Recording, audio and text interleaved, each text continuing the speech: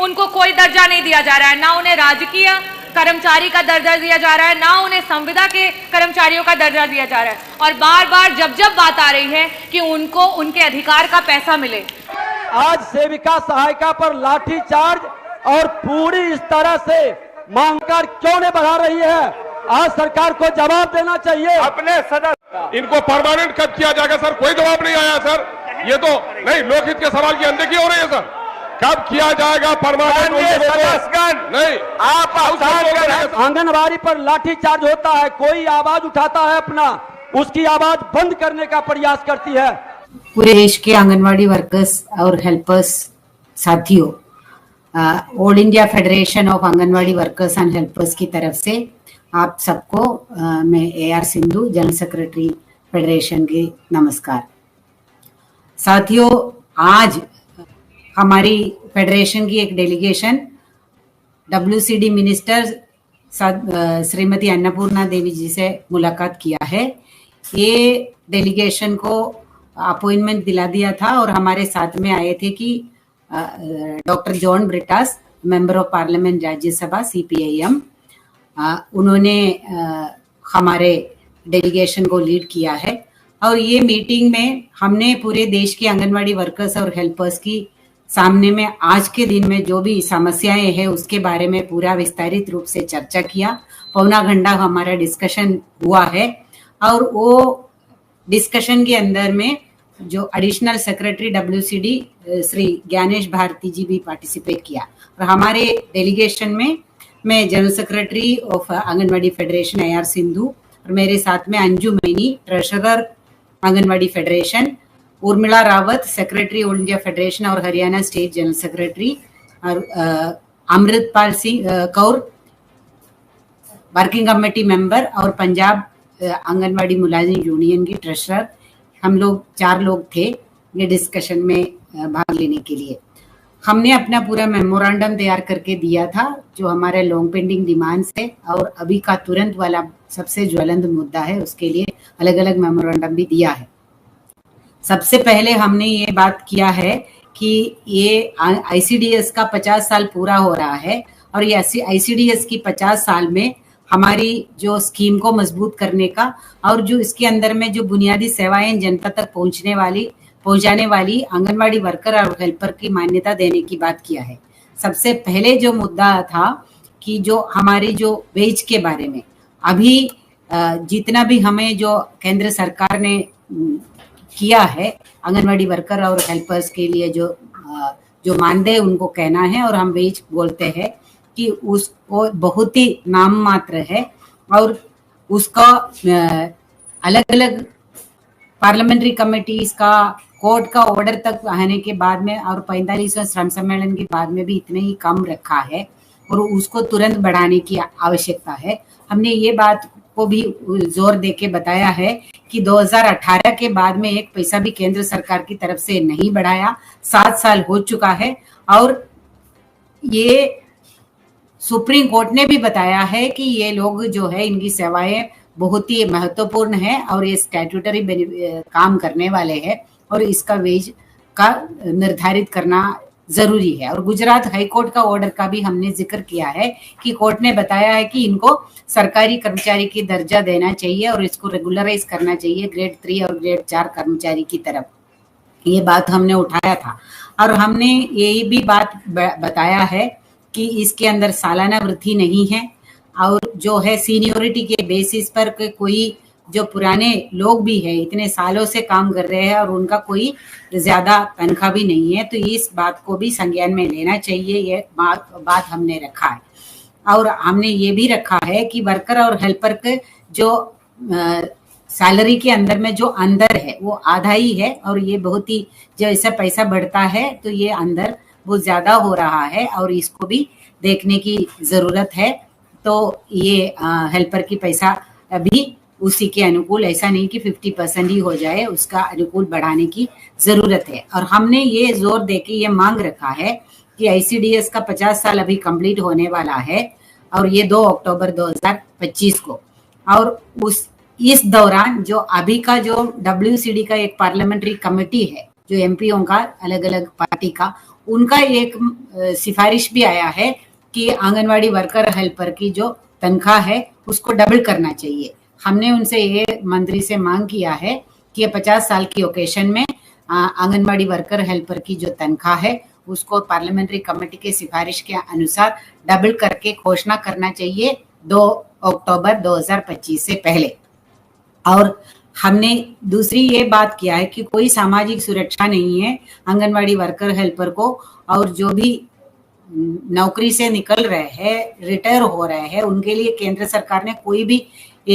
घोषणा नहीं किया है। तो उनके लिए ऑलरेडी जो हमारी लोगों ने, हमारी यूनियन ने, गुजरात की यूनियन ने सुप्रीम कोर्ट तक लड़के सुप्रीम कोर्ट ने भी ये ऑर्डर दिया है कि ये ग्रेट्युटी उनको देना चाहिए। लेकिन कुछ राज्यों में कुछ दे रहे हैं कि रिटायरमेंट बेनिफिट के तौर पर, लेकिन कोई भी केंद्र सरकार का उसके अंदर रोल नहीं है। केंद्र सरकार ने कोई आदेश भी नहीं दिया, ये सुप्रीम कोर्ट का आदेश है, उसको मानना चाहिए और हर स्टेट को उसके अनुसार जो केंद्र सरकार उसका नियम बना के उसको लागू करवाने के आदेश देना चाहिए, हमने मांग किया है। और इस पर पे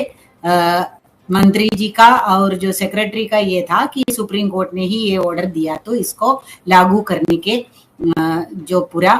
डिपार्टमेंट करेंगे, यही उनका कहना था। और जो हमने जो तीसरी बात जो किया है कि वो है कि अलग अलग राज्यों में अलग अलग तनख्वाह है। जैसे बहुत सारे राज्य है, और हमने खास जम्मू कश्मीर का भी जिक्र किया है कि वहां पे पैसा तो बढ़ा ही नहीं है, राज्य सरकार भी है, और बहुत सारे राज्यों में अभी भी 10,000 से कम तनख्वाह वर्कर को भी मिल रहे हैं और 5,000 से कम जो है हेल्पर को भी मिल रहे हैं। तो इसी दौरान हमने ये बताया कि इसको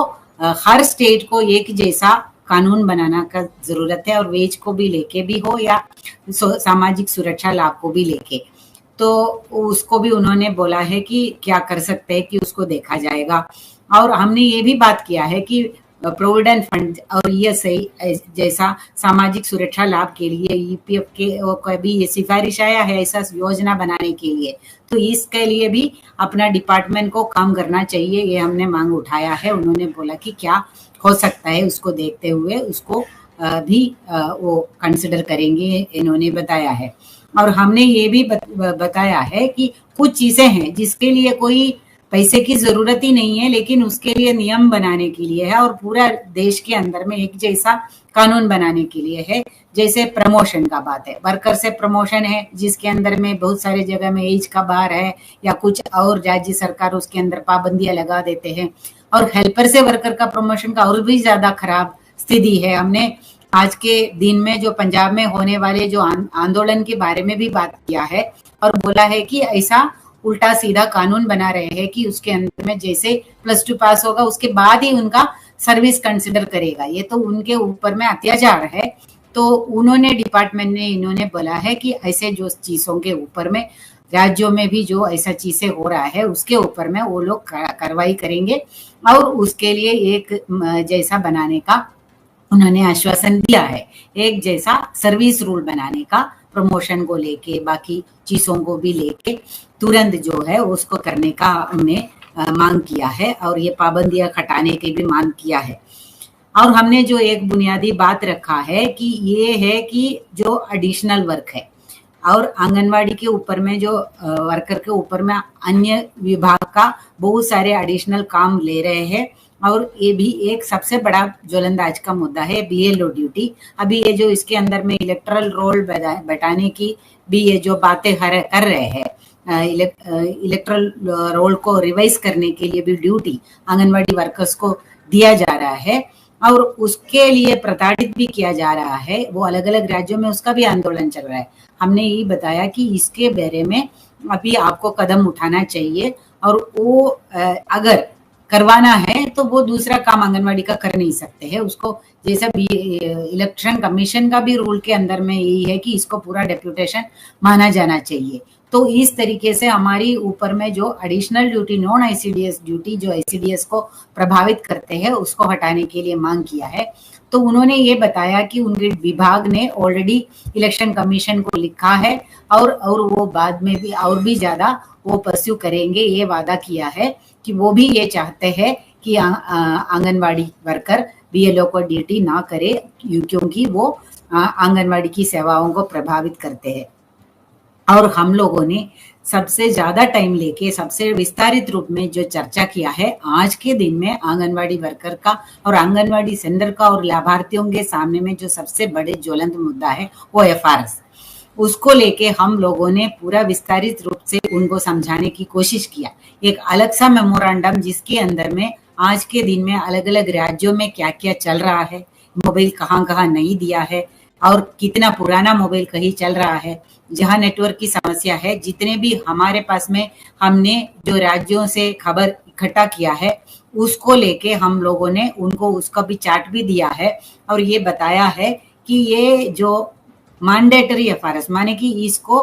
किए बिना जो वर्कर का तनख्वाह भी नहीं मिलेगा और लाभार्थी को सेवा भी नहीं मिलेगा वाला ये प्रोविजन है, इसको तुरंत हटा देना चाहिए। और हमने पूरा उनको एग्जाम्पल दिया है जो अभी हमारे संज्ञान में जो आया है कि 3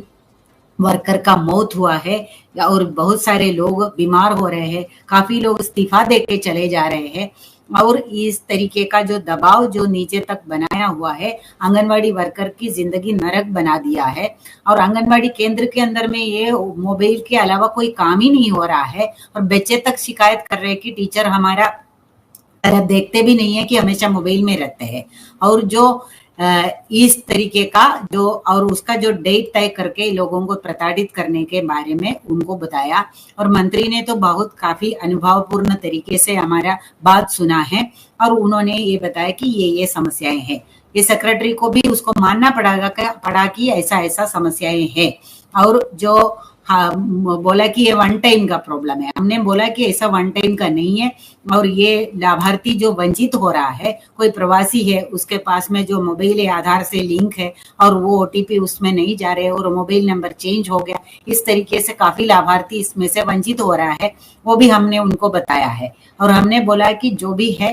कि ये पूरा का पूरा अच्छे क्वालिटी का मोबाइल या टैबलेट देना चाहिए और उसके साथ में नेटवर्क का होना चाहिए और पूरा का पूरा अच्छे का वर्जन होना चाहिए ये पोषण ट्रैकर का, जो भी कभी कभी हर डेली में अपडेट होता है, फिर कभी वो अपलोड होता है, कभी वो ओपन नहीं होता है, कभी फोटो नहीं ले रहे हैं, इस तरीके से जो चल रहा है इसका टेक्निकल प्रॉब्लम को भी ठीक करना चाहिए और हमें ये पूरा डाटा का उपलब्ध कराना चाहिए। आंगनवाड़ी केंद्र के अंदर वाईफाई उपलब्ध कराना चाहिए। ये सारा करने के बाद में जो पूरा ट्रेनिंग के साथ में समय लेके ही डिजिटलाइजेशन का प्रोसेस होगा, नहीं है तो ये आंगनवाड़ी सेंटर्स नहीं चलेगा। हमने ये भी बात बोला है कि गुजरात के अंदर में 3 दिन का ऑनलाइन काम का बॉयकॉट चल रहा है अभी, जो कल से शुरू हुआ है और कल को हमारी आंध्र प्रदेश में जो सारे का सारे आंगनवाड़ी वर्कर ने अपना मोबाइल सरकार को वापस कर दिया है। ये इस तरीके से बड़ा आंदोलन बड़े पैमाने पे चल रहे हैं और हर दिन राज्य के अंदर में सबसे बड़ा प्रॉब्लम ये हुआ और ये सबसे ज्यादा आंगनवाड़ी सेंटर्स की जो काम के ऊपर में बाधा डाल रहे हैं और ये असली काम को वंचित करा रहे हैं, ये हमने बताया। सेक्रेटरी ने मंत्री को ये बता रहे थे कि हमारे पास में तो काफी अच्छा डाटा आ रहे हैं, कहीं 100% भी हो रहा है। हमने बोला है कि ये सच नहीं है, ये जो डाटा जो आपको मिल रहा है ये पूरा मैनिपुलेटेड डाटा है, माने गलत डाटा है, ये फर्जी डाटा आपके पास में आ रहे हैं और जो आपने इस तरीके से दबाव देंगे तो सिर्फ फोटो ही आएगा, असली काम तो होगा ही नहीं है और असली बच्चों की सेवा होता नहीं है और असली लाभार्थी वंचित भी हो जाता है। और हमने बोला कि आप बोले हैं, उन्होंने आश्वासन दिया कि ऐसे केसेस के बारे में, ऐसा जो दिक्कतें जो आ रहे हैं ऐसा केस के बारे में हम लोग जो भी चाहिए उसका समाधान कर लेंगे, ये आश्वासन उन्होंने दे दिया। पूरा का विड्रॉ करने का कोई वादा तो नहीं किया, लेकिन बोला है कि ऐसा ठोस केस आप लोग हमारे सामने में लेके आएंगे तो हम उसका समाधान करेंगे। हमने उनको ये बताया, देखो ये तो बहुत सारे केसेस है, हर दिन ऐसा केसेस आ रहे हैं, हम पूरा का पूरा बाकी जो आंगनवाड़ी की ट्रेड यूनियन है जैसे उन लोगों को भी साथ में लेके हम लोग ये ज्वाइंट आंदोलन कर रहे हैं। ये सिर्फ हमारा यूनियन और फेडरेशन की बात नहीं है, सारे देश के ट्रेड यूनियन भी इसका अपोज कर रहे हैं और ये परेशान भी है। हम दूसरों को भी साथ में लेके हम लोग पूरा का पूरा एक पब्लिक हियरिंग भी लेके करेंगे, जिसके अंदर में ऐसा जो परेशानी होगा, जो उदाहरण हम लोग आपके सामने में पेश करेंगे और आप भी उसके अंदर रहिएगा, ये भी हमने उनके सामने में रखा है। तो ये मंत्री ने तो गंभीरता से लिया है, लेकिन हमारे लिए कोई ठोस आश्वासन इसको विड्रॉ करेंगे ये नहीं बोला है। हमारे एमपी ने भी बोला है कम से कम इतना ज्यादा प्रताड़ित नहीं करना है, कुछ टाइम अगर आगे भी बढ़ाने के लिए भी उन्होंने भी बताया है कि 6 महीना या जो भी। हमने बोला कि इसको मैंडेटरी मत करो, इसके बिना लाभार्थी इससे वंचित नहीं होना चाहिए। ये जो है खाद्य सुरक्षा कानून का भी उल्लंघन होगा, इसलिए ये सारे बेनिफिशियरीज को ये मिलना चाहिए। और आंगनवाड़ी वर्कर इतने ज्यादा परेशान हैं कि वो काफी लोग नौकरी छोड़ने का भी ये सोच रहे हैं और लोगों के ऊपर में हमले भी हुआ। हमने यूपी का केस का भी उदाहरण दिया है कि वर्कर के ऊपर में हमला हुआ है, वो अस्पताल में जाना पड़ा है, लाभार्थी भी परेशान हो रहे हैं। ये सारे बातें हमने रखा है। तो उन्होंने बोला है कि ऐसे ठोस केसों के ऊपर में हम लोग उसका छूट देंगे और ये हम लोगों के सामने में लेके आना है, ये उन्होंने बताया। तो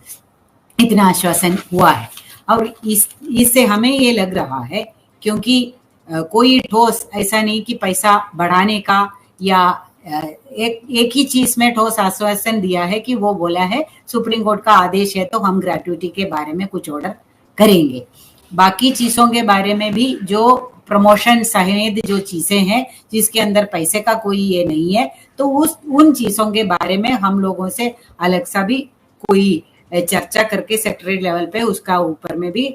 हम कार्रवाई कर सकते हैं, उन्होंने बताया है। बाकी जो इवन पैसा बढ़ाने के बारे में भी कोई ठोस आश्वासन नहीं हुआ, होना चाहिए। 7 साल हो गया, अभी इतनी महंगाई में पैसा नहीं बढ़ाया, ये गलत है। ये सारा उन्होंने हाँ कर दिया, लेकिन ये कभी नहीं बताया कि हम केंद्र सरकार की तरफ से इतना पैसा कभी बढ़ाने का सोच भी रहे हैं। लेकिन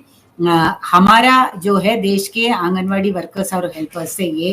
अनुरोध है कि हमारी आंदोलन की वजह से ही अभी तक कुछ बढ़ा है। अभी जो हमने आशा वर्करों के बारे में भी हमने बताया, देखो उनके लिए भी घोषणा तो आ गया है लेकिन पैसा की उनके हाथ में आया तो नहीं है। लेकिन अभी आंगनवाड़ी का और आशा का एक ही साथ में पिछले बार पैसा बढ़ाया था, तो दोनों का अभी और ये मिड डे मील वर्कर्स है जो स्कीम वर्कर है उनके बारे में आपको सोच के कुछ कदम उठाना चाहिए। और ये भी बताया है कि 50 साल हो गया तो कम से कम 50 साल के बाद में हमारे रेगुलराइजेशन का और कुछ नियम के अनुसार में कुछ कानूनन हक दिलाने के बारे में सरकार को करना चाहिए, ये इतना हमने बताया है।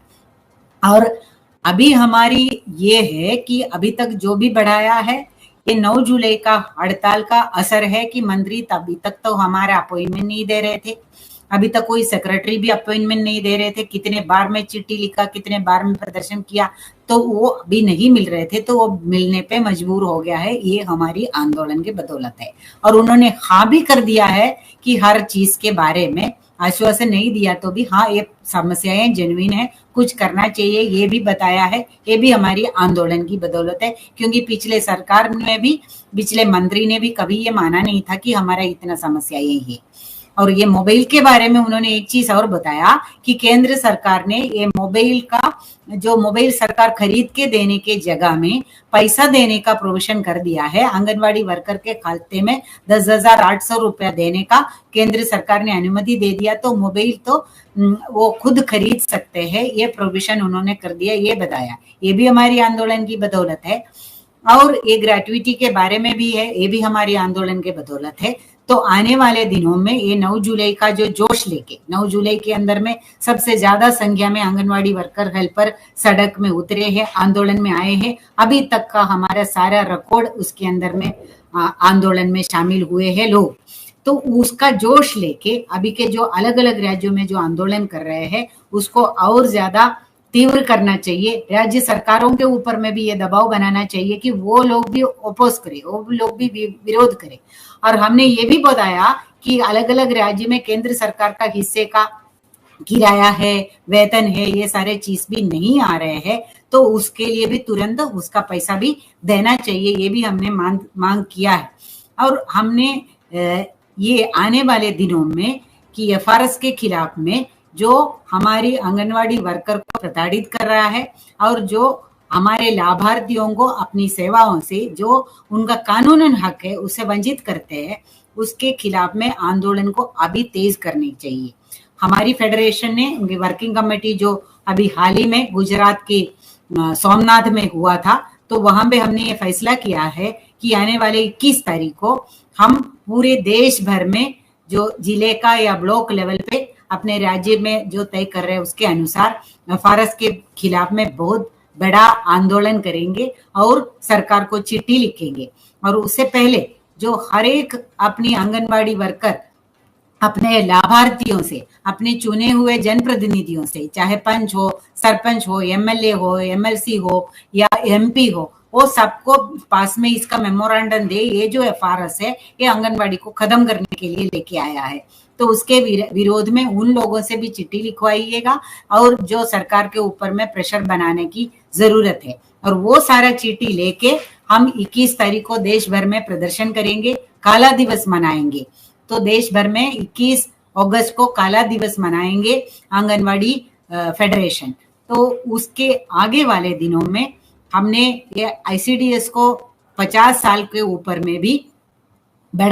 उसके बाद में बड़ा आंदोलन करने का निर्णय लिया है कि वो एमपीज को मेमोरेंडम देंगे और आने वाले बजट के पहले बहुत बड़ा आंदोलन खड़ा करेंगे। उसके बारे में हम पूरा विस्तारित से रूपरेखा बना के आपके सामने में आएंगे। लेकिन इस दौरान हमने जो है दूसरे जो आंगनवाड़ी फेडरेशनों के साथ में भी बात किया है, लाभार्थियों का संगठन है वो, और जो कुछ सामूहिक संस्था भी है जो जैसे राइट टू फूड कैंपेन है, जो जनवादी महिला समिति है, ऐसा जो महिलाओं का संगठन है, उन लोगों से भी बात किया। ये एफआरएस से जो परेशान आंगनबाड़ी की वर्कर्स और एफआरएस से परेशान जो लाभार्थी है, जिसमें पीएमएमवाई का भी जो लाभ जिसको नहीं मिल रहा है, उनको भी लेके बड़ा आंदोलन खड़ा करने के लिए एक कार्यक्रम हम पहले करेंगे, उनका मीटिंग करेंगे अगस्त महीने में ही। फिर वहां से हम लोग आगे अलग, तब तक अगर ये मंत्री का सेक्रेटरी के आश्वासन के तहत ये अगर हमें कोई आश्वासन के जो लागू अगर नहीं करेंगे तो बड़ा आंदोलन हम लोग अभी खड़ा करेंगे। तो आने वाले दिन में बहुत बड़ा आंदोलन के लिए तैयारी कर लीजिएगा। और ये जो अपॉइंटमेंट भी हमें मिला है हमारी फेडरेशन को, उसके लिए आप लोग और आपका आंदोलन ही कारण है। तो उसके लिए आप लोगों को एक बार और बधाई देते हैं। और आने वाले दिनों में जो सारे ट्रेड यूनियनों का और जो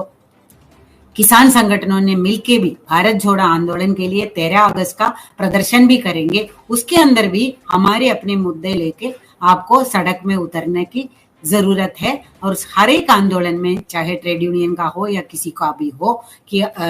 जो किसान और ट्रेड यूनियन मिलके भी हो या हमारी फेडरेशन का हो या स्कीम वर्कर्स का हो, उसके अंदर में सबसे ज्यादा भागीदारी आंगनबाड़ी वर्कर और हेल्पर की होना चाहिए। ये आपसे अपील है। ये अपील के साथ में एक बार और आपको बधाई देती हूँ और अभी आने वाले संघर्ष के लिए पूरा तैयारी करो। इंकलाब जिंदाबाद।